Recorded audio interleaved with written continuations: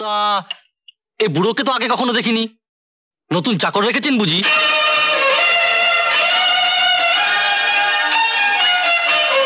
আমিও তো এরকম একজন বিশ্বস্ত চাকর খুঁজছিলাম অনেকদিন ধরে।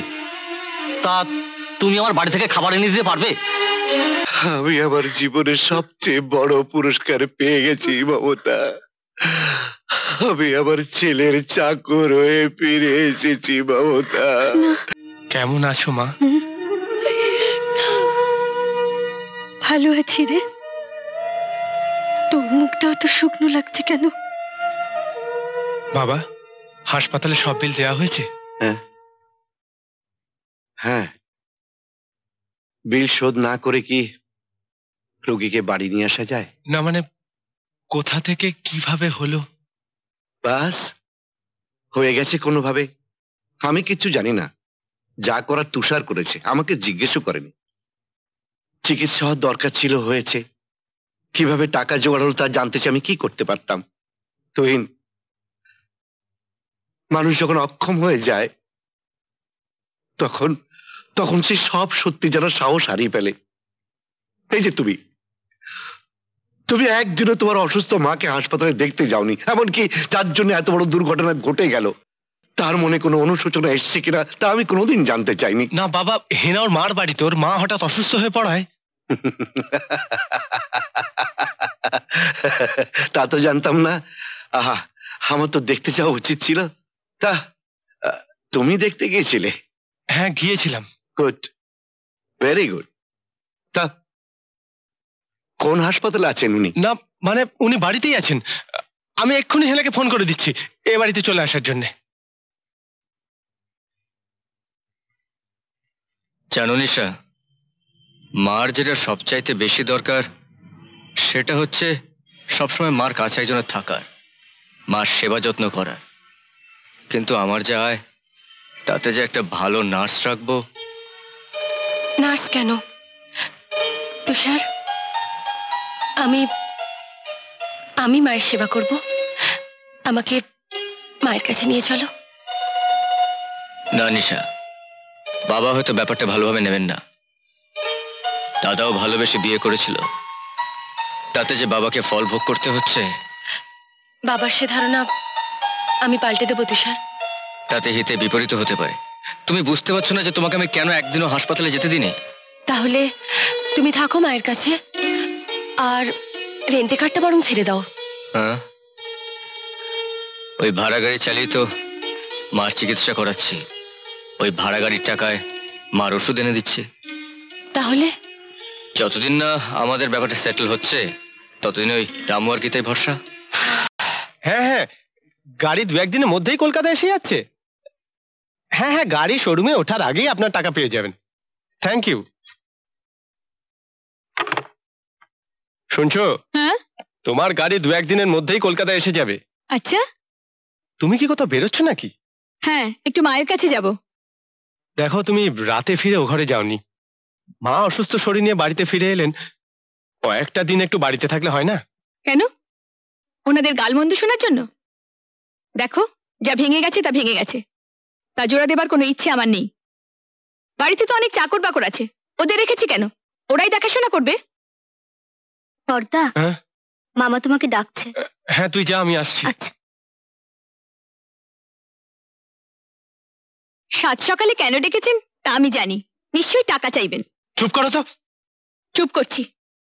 তবে একটা কথা বলে রাখছি, যার মরার বয়স হয়েছে তার পেছনে যদি আর একটা পয়সাও খরচ করো তবে আমি আবার আগুন জ্বালিয়ে দেব। হেনা প্লিজ। বাবা, কিছু বলবে বাবা? হ্যাঁ, বসো, বলছি। তোমার মায়ের জন্য একটা হুইল চেয়ার কিনতে হবে, ফিজিওথেরাপি আছে, ওষুধপত্র দরকার।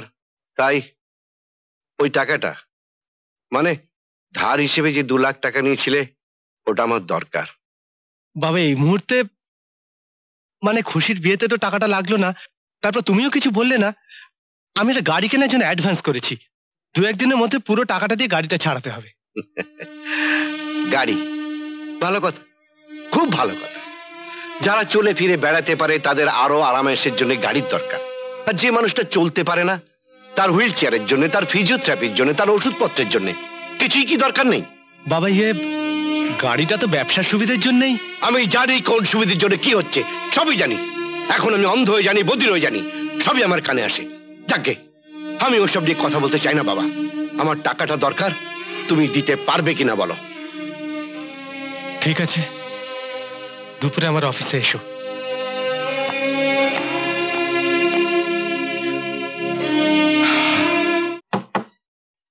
বাবা তুমি তুমি কেন খাবার নিয়ে এসেছো? ইস, এ কি অবস্থা হয়েছে তোমার? তাতে কি হয়েছে? ছেলের জন্য খাবার আনলে বাবার মান যায় না। রামই আসছিল, ভাবলাম আমি যখন আসছি তখন ওর আর এসে কি দরকার, তাই আমি নিজেই নিয়ে এলাম। কথা না বাড়ি খেয়ে নে। শুনলাম বাইরে খেয়ে খেয়ে পেটের অসুখ বাঁধিয়ে ফেলেছিস। বাবা মানে তুমি বরং রিসেপশনে গিয়ে বসো না। কেন রে, আমার সামনে বসে খেতে তোর খারাপ লাগবে? কতদিন তোদের সাথে ডাইনিং টেবিলে বসে খাই না, কি খাস তাও জানি না। মানে এখানে তোর বৌমা নেই, অসুবিধার কি? খা, আমার সামনে খা, আমি একটু দেখি। কেন বুঝতে পারছো না বাবা? এখনই আমার পার্টি আসবে। আসতে পারি? আসুন আসুন মিস্টার গাঙ্গুলি, আসুন। কেমন আছেন বলুন? ভালো, খুব ভালো। মানে লাঞ্চ আওয়ারে এসে ডিস্টার্ব করলাম না তো? No no, it's all right. কি খাবেন বলুন? নো থ্যাঙ্কস, মানে আমি কিছুই খাবো না, আমি লাঞ্চ সেরে এসেছি। Please have your food. তবে আপনার মতো বাড়ির খাবার আনিয়ে খাওয়া হয় না। আপনি সত্যি ভাগ্যবান। বাড়ি থেকে স্ত্রী খাবার তৈরি করে পাঠান। তাছাড়া উপায় কি বলুন? হোটেলে খেতে খেতে পেটে অসুখ ধরে গেছে। খুব ভালো করেছেন, খুব ভালো করেছেন। তা এই বুড়োকে তো আগে কখনো দেখিনি, নতুন চাকর রেখেছেন বুঝি?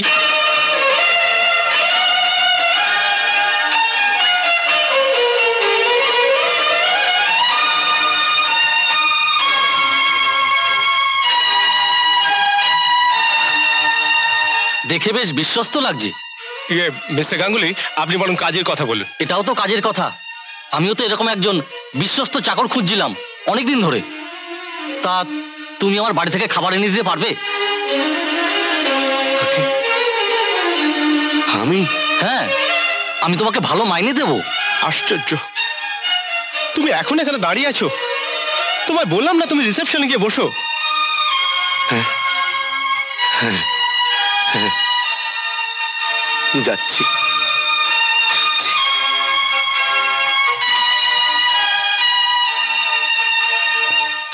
নতুন চাকর রেখেছেন বুঝি?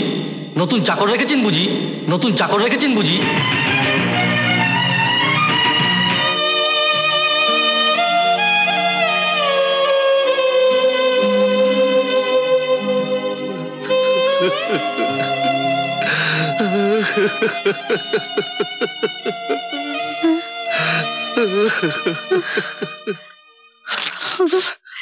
কি হয়েছে? কি হয়েছে তোমার? অমন করছো কেন? মমতা, আমি আমার জীবনের সবচেয়ে বড় পুরস্কার পেয়ে গেছি মমতা। আমি আমার ছেলের চাকর হয়ে ফিরে এসেছি মমতা। আমি আমার ছেলের চাকর হয়ে ফিরে এসেছি মমতা। আমি আমার ছেলের চাকর হয়ে ফিরে এসেছি মমতা।